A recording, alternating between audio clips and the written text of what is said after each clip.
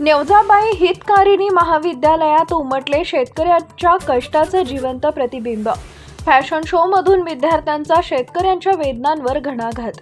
नेवजाबाई हितकारिणी महाविद्यालयात आयोजित वार्षिक स्नेह संमेलन व सांस्कृतिक कार्यक्रमात विद्यार्थ्यांनी सादर केलेल्या फॅशन शोनं शेतकऱ्यांच्या जीवन संघर्षाचं जिवंत चित्र उभं केलं आहे।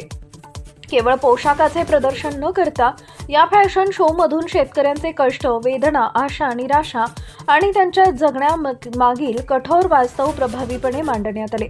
हातात नांगर, अंगावर फाटकी वस्त्रे, बियाण्यांची पेरणी, दुष्काळी परिस्थिती, कर्जबाजारीपणाचे ओझे आणि निसर्गावरचे अवलंबित्व अशा विविध रूपांमधून विद्यार्थ्यांनी शेतकऱ्यांचे जीवन प्रेक्षकांसमोर साकारले।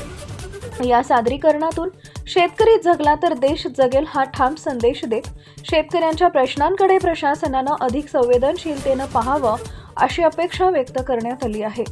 कार्यक्रमादरम्यान प्रेक्षकांकडून जोरदार दाद मिळाली तर काही सादरीकरणांनी भावनिक क्षण निर्माण केले।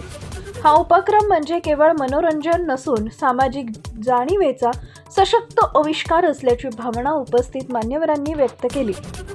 शेतकऱ्यांच्या कष्टांना सलाम करणारा हा फॅशन शो दीर्घकाळ स्मरणात राहणारा ठरला।